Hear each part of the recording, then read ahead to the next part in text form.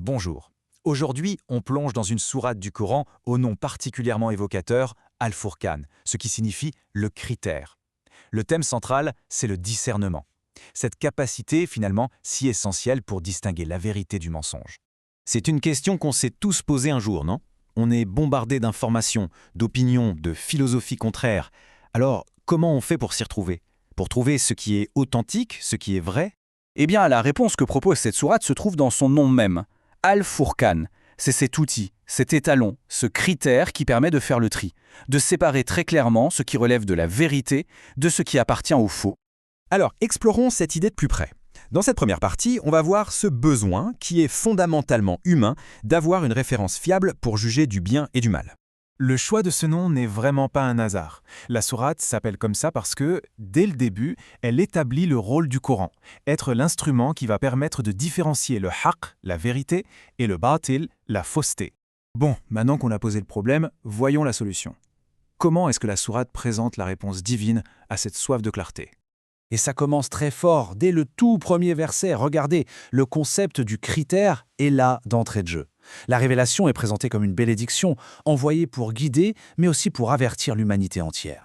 Pour asseoir son autorité, la sourate ne se contente pas d'affirmer des choses. Elle argumente. Elle avance des preuves pour dire que le Coran est bien une révélation divine, que la mission prophétique est vraie, et elle explique les piliers de la foi. La résurrection, la récompense, le châtiment, tout y est.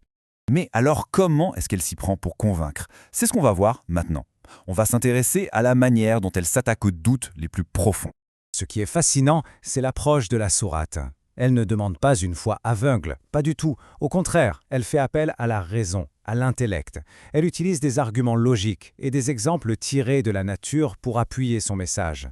Et là, on a une parfaite illustration de ce critère en action. La sourate met deux concepts face à face. D'un côté, l'unicité divine, le tawhid, un seul créateur, une idée qui, selon le texte, est logique et soutenue par l'ordre de l'univers. De l'autre, le polythéisme, le shirk, l'idée d'associer des partenaires à Dieu, ce qui, d'après l'argumentation, vient contredire l'harmonie qu'on observe dans la création. La distinction est nette, le critère a joué son rôle. Ok, on a vu la théorie, passons à la pratique. Concrètement, ça ressemble à quoi une vie qui est guidée par ce critère? Eh bien, la sourate nous donne un portrait robot très précis.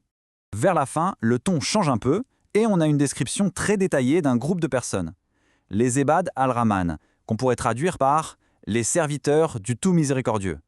En fait, ils sont l'incarnation vivante des enseignements de la sourate.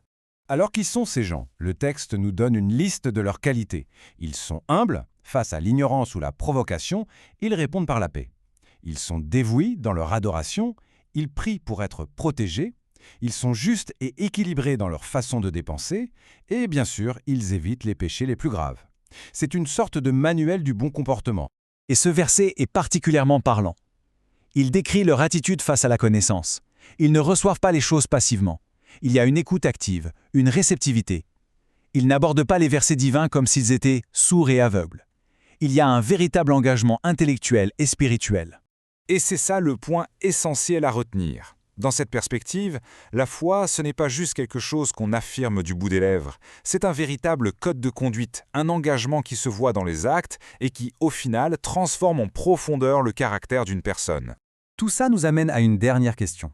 Une question pour réfléchir. Au fond, quel peut être l'impact sur une vie d'avoir un critère de discernement aussi clair, aussi défini? Comment est-ce que ça peut changer notre vision du monde, nos décisions, nos relations aux autres? C'est la grande interrogation avec laquelle nous laisse la sourate Al-Furqan.